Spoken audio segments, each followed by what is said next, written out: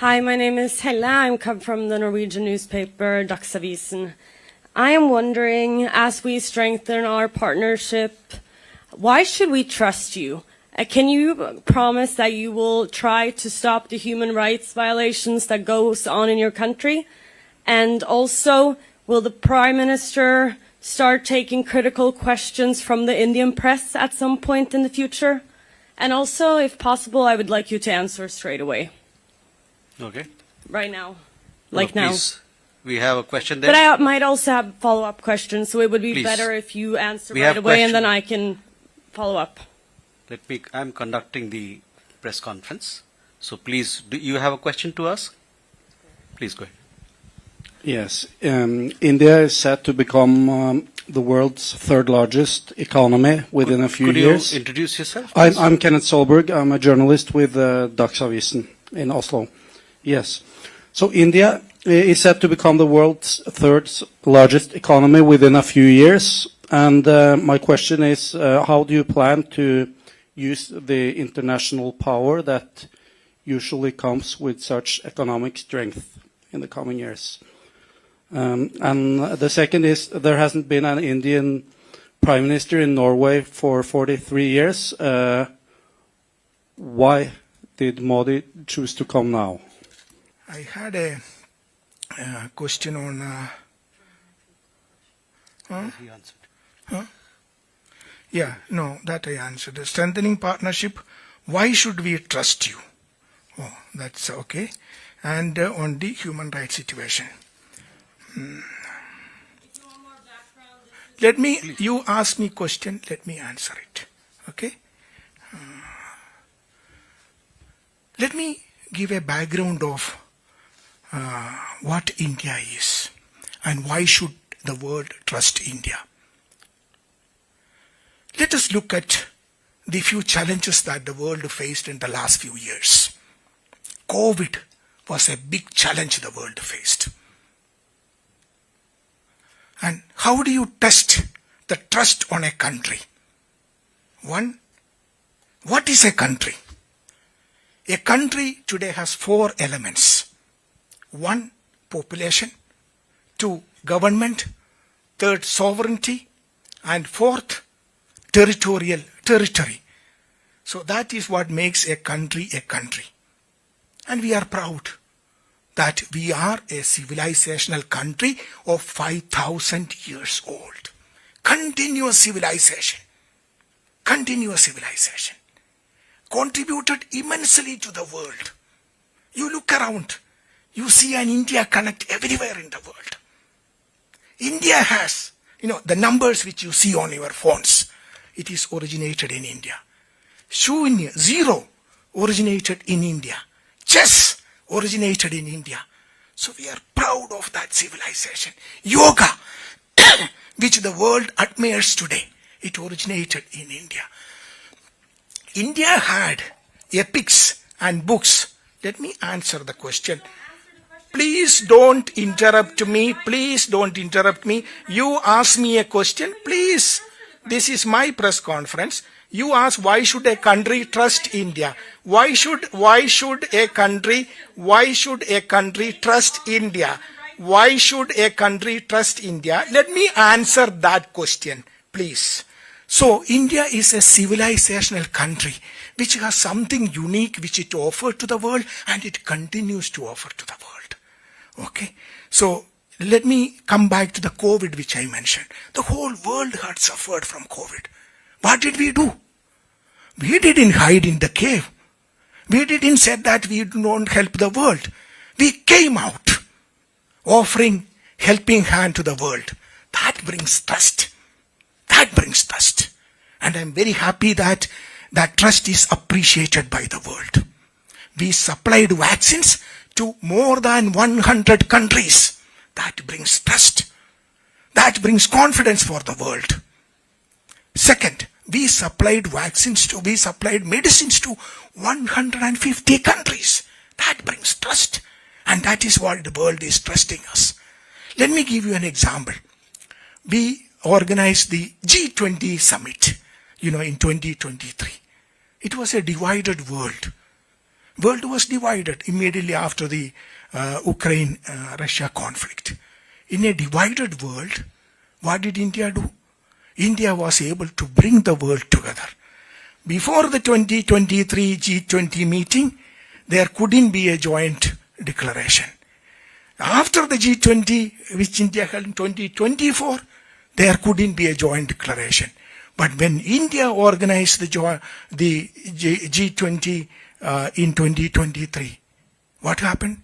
The whole world, despite the differences, came together and we were able to adopt a common global declaration, the Delhi Declaration. This shows the trust of the world towards India. Another example. Again, I'm going to ask you. Let me finish my question. Let me finish my answer to the question. You ask me a question. You ask me a question.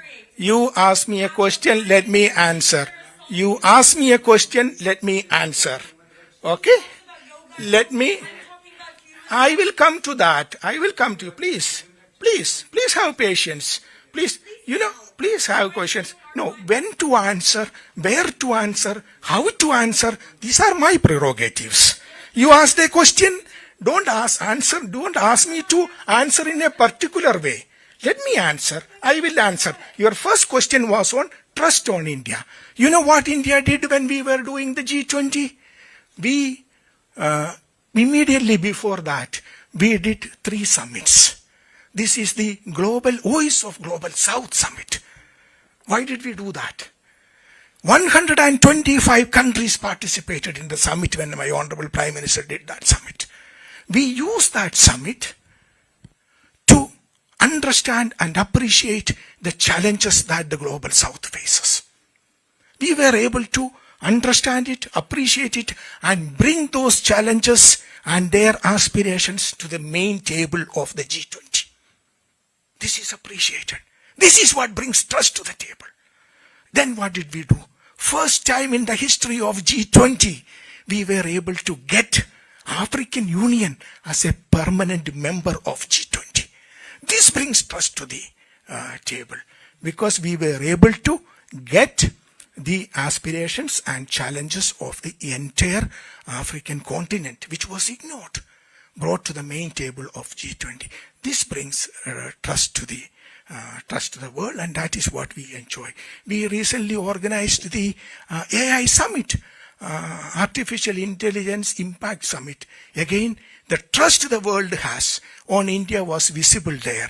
First time in the history of AI Summit, we had a summit where large number of 20 world leaders came and participated in it. What did my Prime Minister said? We want a human-centric AI, which helps the entire humanity. That is what India is, and that is what is appreciated by the world. That brings in trust to the world. Now she has left. On the issue which she asked about human rights, let me mention this. India is a country which is based on a constitution. India is the largest democracy in the world. Last time when we had the democracy, we had the elections in India, the participation was almost 1 billion people. That is the festival of democracy happened in India. And India is a country, very few countries in the world has that, where there is a peaceful transfer of power happens, and it happens in India. So India has a constitution, which I'm sure that some of you are aware of. It was established immediately after our freedom struggle. Again, a freedom struggle led by Mahatma Gandhi. Peaceful way. Peaceful, non-violent. That is why the United Nations celebrate his birthday, October 2nd, and International Non-Violence Day. So, we have a constitution. Let me just give you a summary of what the Indian Constitution guarantees today. The preamble of the Constitution, as you know, we the people of India, having solemnly resolved to constitute India into a sovereign, socialist, secular, democratic republic and give to its people what? Justice, social, economic and political, liberty of thought, expression, belief, faith and worship, equality of status, equality of opportunity, integrity, dignity of the individual. This is what my constitution guarantees, and this is guaranteed through fundamental principles, fundamental rights, fundamental duties, a constitution which is respected by the people of India. Every day when a civil service examination happens, when an examination happens based on merit, when an election happens anywhere in the country, we are celebrating the constitution. This is the beauty of India, and we are so proud of that. So every human being in India has a fundamental right, a right to go to the court if his right is infringed upon. This is the beauty of India, which we are very proud of. We hear a lot of people asking questions about why this, why that. But let me tell you this. We are 1/6 of the total population of the world, but not 1/6 of the problems of the world. We have a constitution which guarantees the rights of the people, fundamental rights of the people. We have equal rights for the women of our country, which is very important. In 1947, we gave the freedom to vote for our women. We won the freedom together, and day one itself. Many countries I know, the voting right for women came after several decades after India gave that freedom. This because we believe in equality, we believe in human rights. And what is the best example of human rights? The right to change government, the right to vote. That is what is happening in India. We are so proud of that. But we have a constitution, as I said, which guarantees the fundamental rights of our people. If anyone whose rights are violated, they have the right to go to court. Some of you are from Indian media. You know how many stories appear. We have how many breaking news coming every day in the evening. At least 200 TV channels in Delhi alone, in English language, in Hindi language, and multiple language. People have no understanding of the scale of India. People have no understanding. They read, one or two news reports published by some God-forsaken, ignorant NGOs, and then come and ask questions. Don't worry about it. We are proud to be a democracy. We are a democracy. Actually, if you look at it, let me share something very interesting. India is a democratic society. It is not in 1947 we became democracy. We were a democratic society for centuries, for millennia, and we are proud of that. If you look at it in the history of India, which continues even today, you will see that whenever there was persecution anywhere in the world, they came to India, and Indian society accepted everyone. That is why we have this diversity in India. We embrace the world.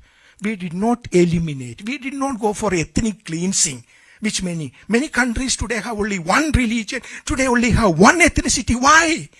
Their forefathers eliminated the rest of them. That is not how we did it. Okay? We have diversity because we have tolerance. We have diversity because we embrace diversity. Whenever the world has faced problems, we welcome them. Same thing we did for COVID. So I think I explained it enough, no?